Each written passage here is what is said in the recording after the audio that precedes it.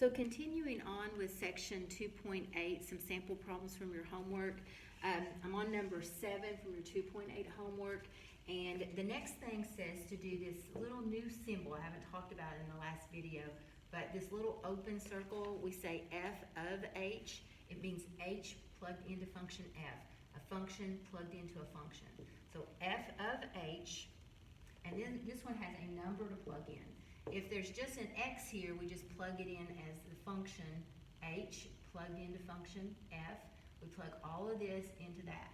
But if there's a number here, you can actually work it out first and then plug that answer into that function. So the easier way to do it, without as much algebra, is do h of -5, work that out, and then here's function h in my example.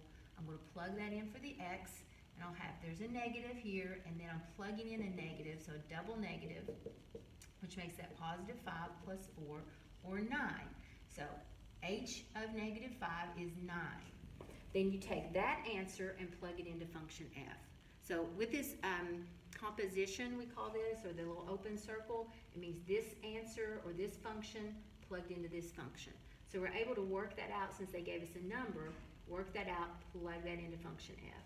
So we found out that's 9, so now we go up to function f, -5x minus 1, and we plug in a 9 for the x. And we're able to work that out, -45 minus 1, or -46. And that's your final answer. Okay, let's do that again. Number 8, we repeat that.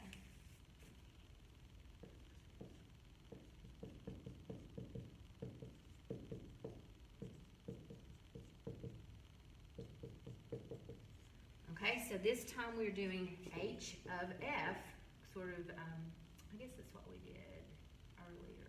No, we're doing it backwards from number 7, aren't we? We're doing h of f, and then it gives us a number to plug in too.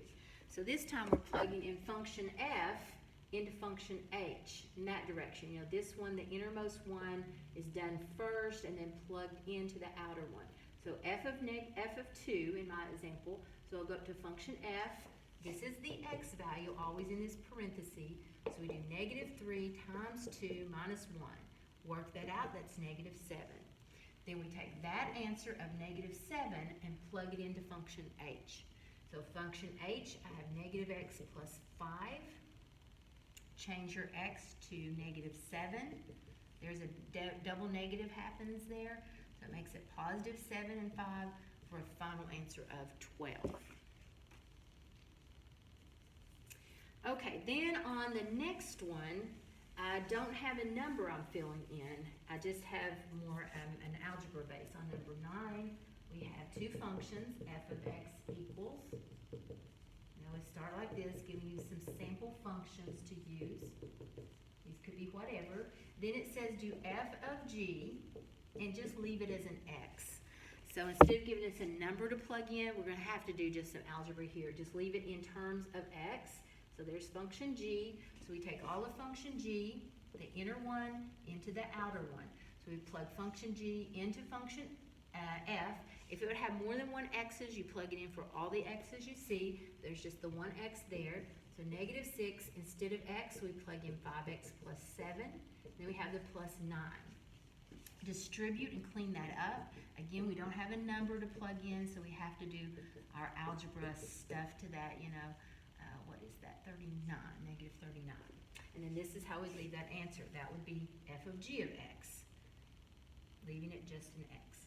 Again, if there's a number given there, we can plug our number in and finish working it out, or we could have worked it out kind of like we did the last one, without as much algebra. Then it tells us to do it the other direction, do g of f of x. So this time we're going to do the reverse. We're going to plug function f into function g. And again, this little open circle that means a function plugged into a function. So this time go the other way now. So I'm going to erase this and do it the other perspective. Again, the innermost one, f of x, which is -6 plus 9, plugged into function g for its x value, or x's if it has more than one x. So 5, instead of x, I plug in -6x plus 9, and then plus 7. And then do my algebra, distributing and combining any like terms. and that gives me 52. So the algebraic answer there, no number to plug in. Okay, then there's a couple more, but that's the premise of it. I'll just do, let's see if there's any we need to, let's skip over 10 and do number 11, since it's a little bit of a harder example there. But the next two are the same idea. All right, number 11, it does ask about domain and range. I guess it was asking about domain and range on that one too. I didn't do that part. But the last one came out to be just a nice, I think it was a linear answer there. So with lines, the domain is just infinity, negative infinity to positive infinity. There's no restrictions on what x can be when we have linear. But I noticed on number 11, we may have a little more going on in that one. We have a square root of x, which can affect the domain kind of stuff, because we know domain is what you can plug in for x and get a real answer for y. So if we plug in a negative under our square root, it's going to cause us to have imaginary numbers, which we do not use for our graphing, so it won't be a real answer for y. So we can only plug in things that are positive. So we can say the domain here is 0 to infinity with the regular radical. And then the domain here, this is a line. Lines have a domain. These are in their original form. Before I've done my composition stuff, though, just kind of talking about domain and range in their original form. Then what we're going to do is f of g of x, fog and Gothic. So we're going to go this way first, plug in function g into function f. I'm going to erase those because I'm going to mess up my domain and range whenever I do my new composition. Function g plugged into function x, or f, plug it in for that x, and instead of being just an x, now it's an x plus 11. So that one does have a specified domain. It's not just anything goes. You can only plug in things that keep the answer positive. So we would say stuff under the radical has to stay greater than or equal to 0, meaning if I solve that, x has to be greater than or equal to negative 11. So the domain for this one is going to be negative 11 is the first number you can plug in. It makes it equal 0, and then anything larger than that is okay. So that's our domain for that one. Then let's do Goff, g of f of x. So we'll go the other direction. And we'll plug in, let's see, which way we're going? F into g. Okay, function f plugged into the x values in function g. So that will change to the square root of x, and then it has a plus 11. Now what's the domain of that? And there's nothing else I can do to simplify either one of these. There's no distributing or combining of like terms, so that is just all we can do there. But we can talk about the domain and even the range if asked. You might know what this looks like by graphing it with the graphing rules. That is your square root function moved up 11 places. So if you kind of want to sketch, it goes up to 11. That is a vertical translation. So it's the square root moved up 11. So it didn't get moved left or right. The domain is still starting at 0. And also, if you think about it, you know, in its regular form here, it doesn't have anything added under the radical.